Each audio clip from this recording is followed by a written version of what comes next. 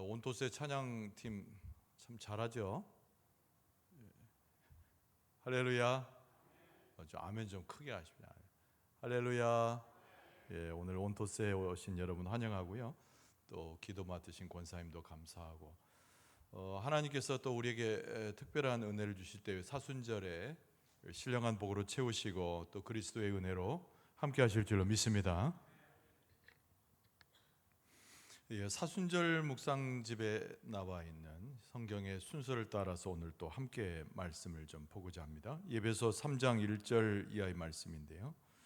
예, 은혜로 일꾼이 되었습니다 라는 제목으로 은혜를 나누고자 합니다. 우리가 어제 그제 새벽 기도 때 계속 에베소서를 우리가 같이 본 바가 있습니다.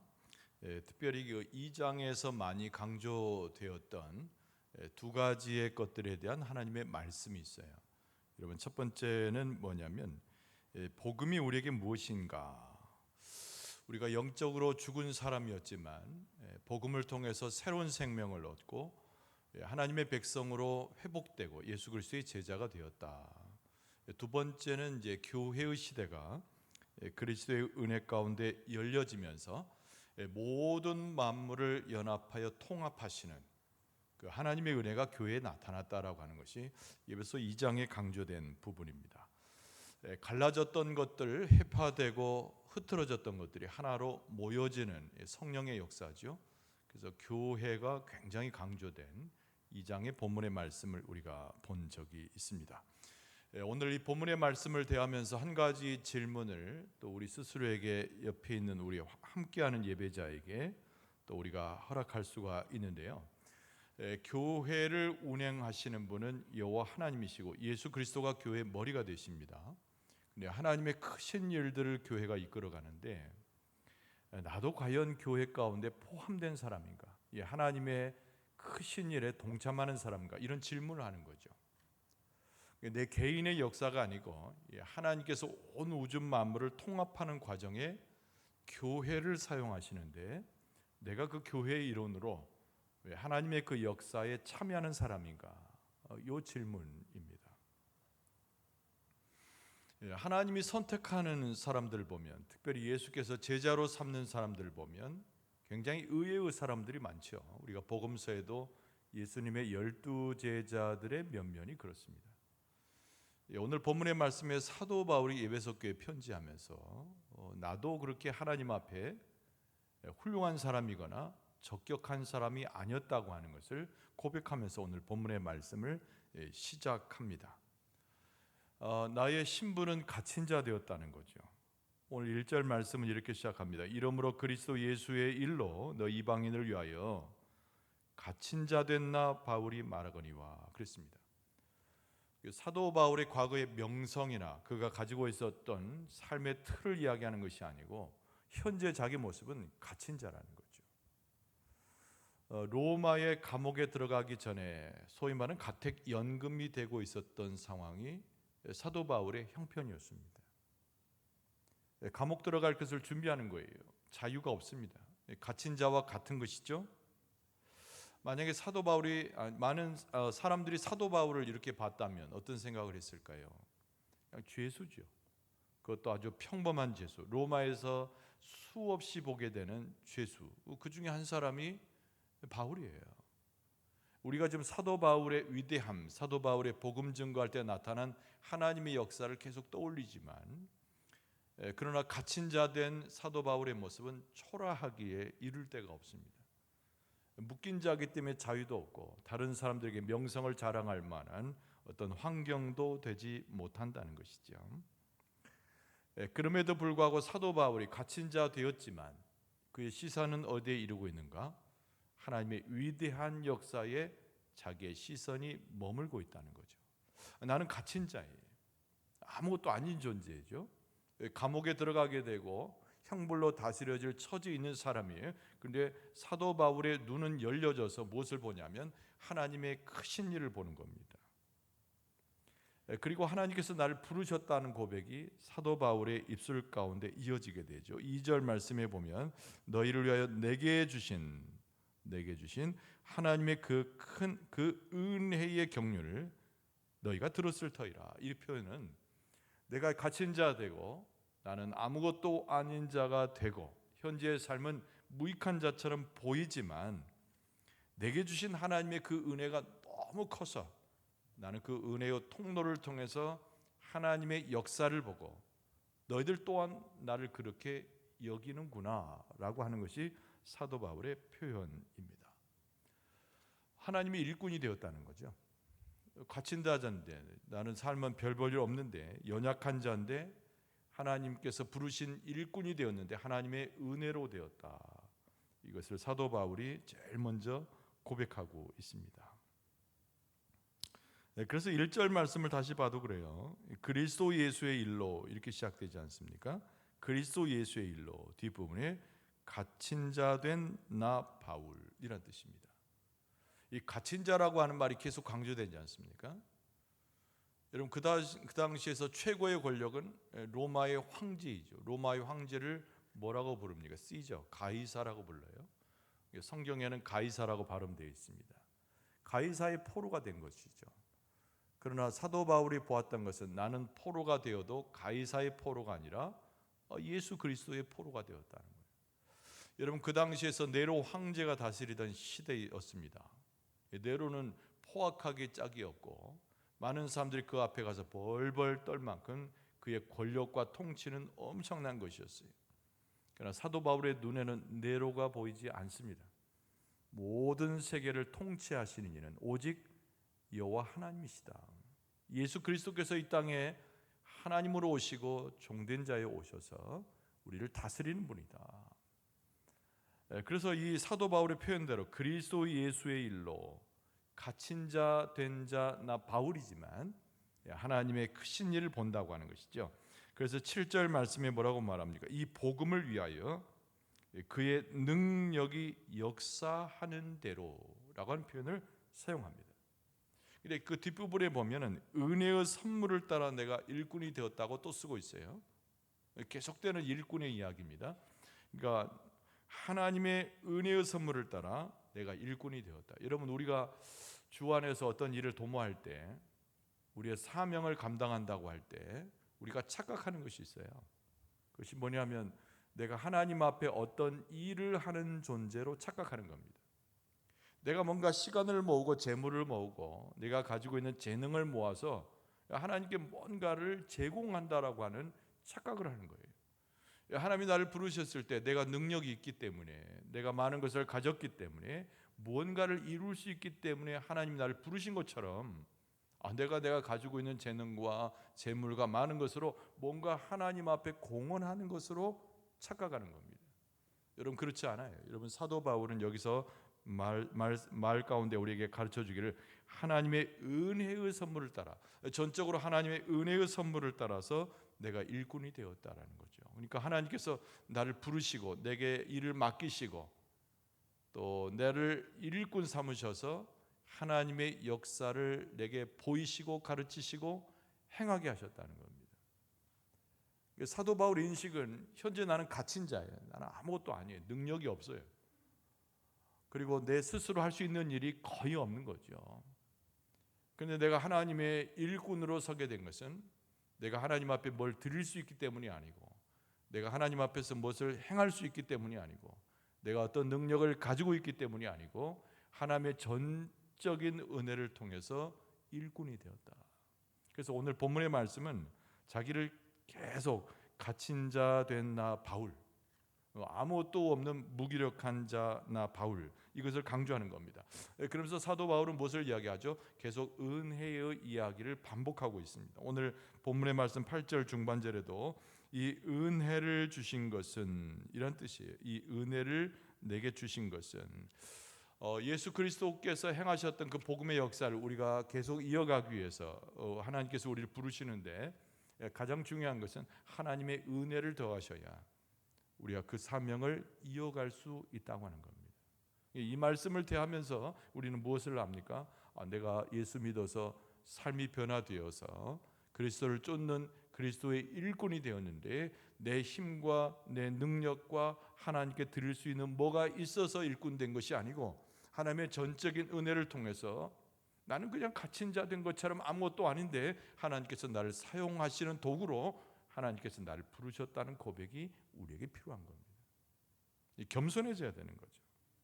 그래서 사도 바울은 끝없는 겸손 가운데 갇힌 자 된 죄수의 심정으로 이 고통과 어려움과 환난이 있어도 그 가운데 그야말로 그 은혜로 희망을 가질 수 있는 겁니다. 사도 바울이 갇힌 자 되었을 때 아니면 자유인으로 복음을 전할 때 아무 상관없어요, 환경이. 사도 바울은 그 은혜 가운데서, 하나님의 부르심의 은혜 가운데서 자기 자신을 보고 내 환경이 어떠하든지 내 모습이 어떠하든지 예수 그리스도의 진정한 참된 제자로 하나님의 일꾼으로 주 앞에 서서 이 글을 쓰고 있다라고 사도 바울이 고백하고 있는 겁니다. 우리의 정체가 무엇입니까? 하나님의 일꾼이죠. 예수 그리스도의 제자예요. 여러분 믿습니까? 믿습니까?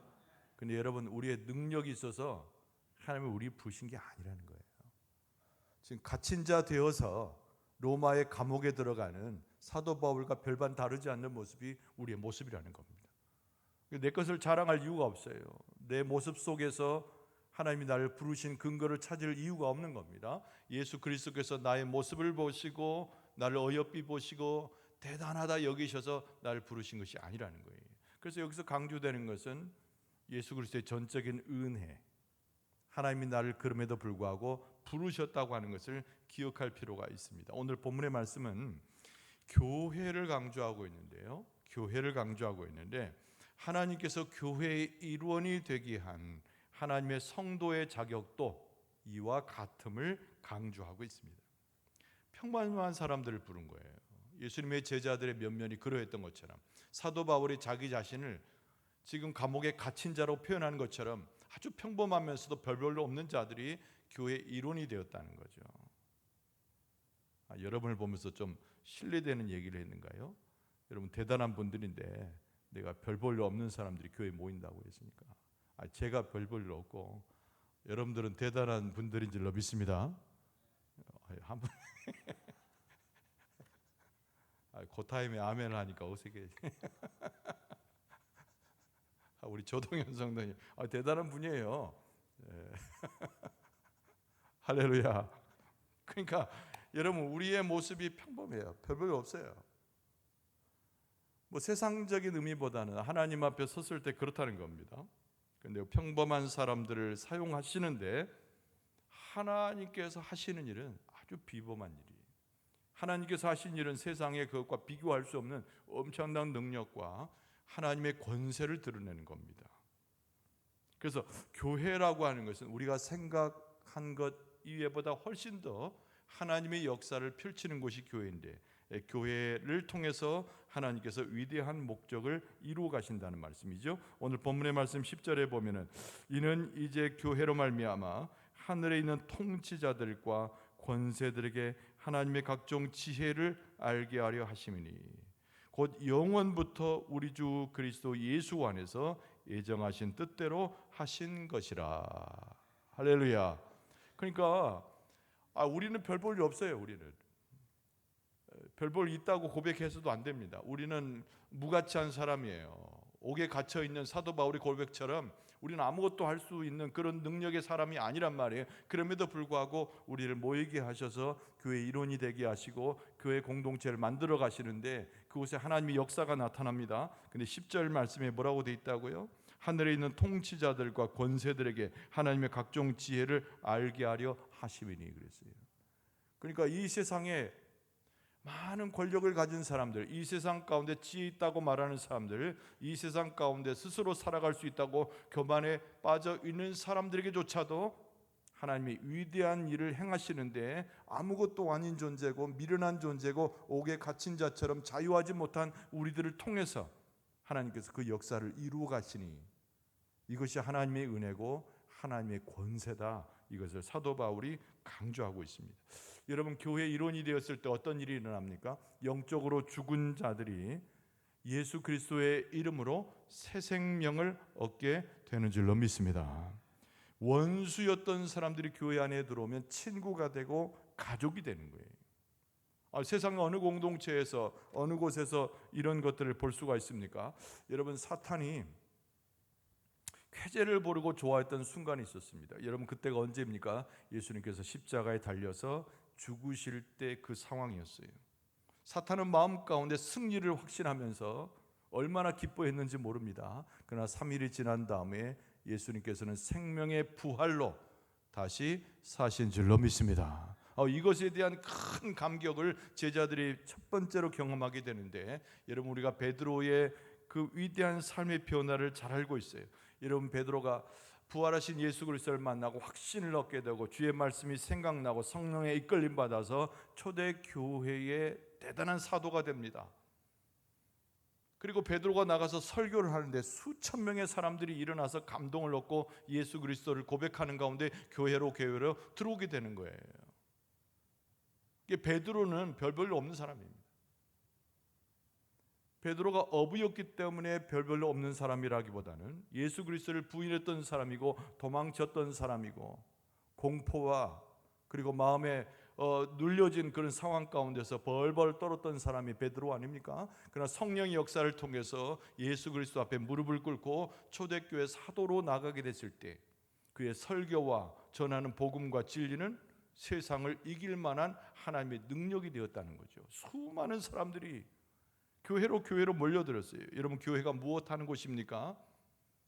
별별로 없는 사람들이 모여있는 것 같이 보여도, 평범한 사람들이 모여있는 것 같아도 하나님의 역사가 있고 예수 그리스도의 놀라운 복음의 역사가 있고 변화시키는 성령의 역사가 교회 가운데 함께하기 때문에 하나님께서 교회를 사용하여 주시는 줄로 믿습니다. 그래서 오늘 본문의 말씀 12절과 13절 말씀에 보면은 이 사도 바울이 얼마나 교회 공동체와 하나님의 역사를 크게 보았는가를 볼 수가 있습니다. 우리가 그 안에서 그를 믿음으로 말미암아 담대함과 확신을 가지고 하나님께 나아감을 얻느니라. 그러므로 너희에게 구하노니 너희를 위한 나의 여러 환난에 대하여 낙심하지 말라. 이는 너희의 영광이니라. 그러니까 우리가 비록 밖에 나가서 무기력한 자가 되어서 애워싸움을 만나고 우리의 삶의 환난을 스스로 극복하지 못하는 모습처럼 보일지라도, 옥에 갇힌 자가 되어서 스스로 자유를 얻지 못해서 얽매여지고 쓰러지는 자가 될지라도 낙심하고 근심하지 말라는 거예요. 하나님께서 직분자로 세우시고 교회 일원으로 부르셨을 때는 하나님의 크신 일을 위하여 우리 같은 사람을 사용할 것이니까 인간적인 생각으로 낙심하고 근심하지 말고 하나님의 영광을 구하라고 하는 요청에 사도 바울의 표현을 여기에 담아내고 있습니다. 여러분, 우리가 세상을 마주하게 되면은 얼마나 우리 존재 자체가 작아 보이는지 몰라요. 우리가 세상에서 홀로 서 있게 되면 외로움과 고독 속에 들어가는 아주 미련하고 그리고 연약한 우리의 모습을 수없이 발견한다는 겁니다. 그러나 그때마다 우리는 기억을 해야 돼요.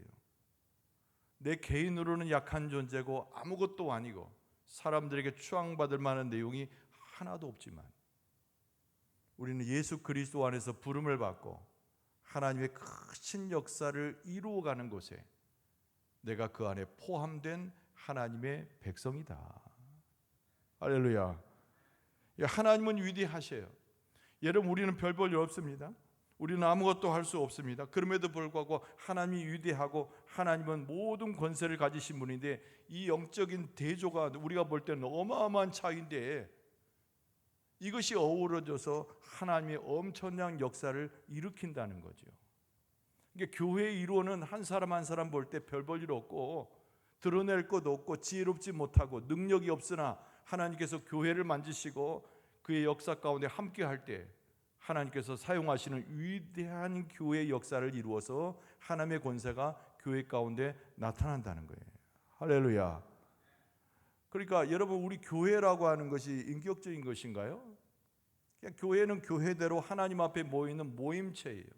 그럼에도 불구하고 하나님께서 교회를 만져주시고 교회 가운데 하나님의 일을 개입하게 하시고 예수 그리스도가 중심이 되게 할 때 평범하고 그냥 그저 그렇게 모인 사람들의 모습일지라도 하나님께서 그 가운데 하나님의 놀라운 능력과 권세를 나타내신다는 말씀입니다. 그러니까 하나님의 완벽한 조화, 그 우리 가운데 뭐를 촉구합니까? 복음으로 계속 들어가기를 촉구하는 것이죠. 우리의 생각과 우리의 판단과 우리의 지혜로서 무엇을 하려고 하지 말고 예수 그리스도의 복음으로 계속 들어가라는 거예요. 그리고 복음 증거하는 하나님의 놀라운 역사에 나를 포함시키는 지혜가 우리에게 필요합니다. 여러분, 교회 안으로 모이는 것에 힘을 써야 돼요. 이 온토세 같은 것이 대표적인 것인데, 여러분, 온토세가 또 융성하게 되고 우리 교회 가운데 중심적인 모임이 될 때 하나님께서 우리 교회를 더욱더 사용해 주실 줄로 믿습니다. 기도해야 돼요. 여러분, 그래서 온토세 올 때마다 그냥 혼자 이렇게 덜렁덜렁 이렇게 오고 그러지 말고 기도를 갖고 오세요. 기도를 가지고. 누구의 손잡고 오라는 얘기는 하지 않겠습니다. 여러분, 기도해요. 누군가를 위해서 기도하면서 오세요. 하나님께서 오늘 우리의 모임을 튼튼하게 하고 이 온토스의 모임을 통해서, 이 예배를 통해서 하나님의 위대한 일을 보여주시고 행하실 줄로 믿습니다. 그러니까 이 교회라고 하는 것은 연약한 사람들이 모였으나 하나님의 위대함과 완벽한 조화를 이루어서 하나님의 역사를 행하게 하는 것인데, 바로 예배를 통해서, 우리의 모임을 통해서 하나님께서 우리를 부르시고 역사하신다는 거예요. 열심을 낼 수 있기를 바랍니다. 주의 말씀을 의지해서 교회 가운데 나갈 수 있기를 바랍니다. 하나님의 역사는 우리 가운데 충분히 역사하시고 보여주는 하나님의 권세다. 여러분, 우리는 무엇을 위해서 교회의 일원이 되어야 됩니까? 하나님의 영광을 위해서. 그럴 때 하나님께서 우리에게 상상할 수 없을 정도의 하나님의 역사를 우리에게 보여주신다는 거예요. 여러분, 하나님께서 무가치하고 연약한 우리의 모습일지라도 하나님께서 우리를 사용하여 주실 줄로 믿습니다. 우리의 삶을 소비하지 마세요. 세상 것으로 인해서 낭비하지 마세요. 세상 것에 마음을 쓰고 그것에 열정을 두고 세상 것에 취하여서 세상에 많은 것을 쌓아놓으려고 애쓰지 마세요.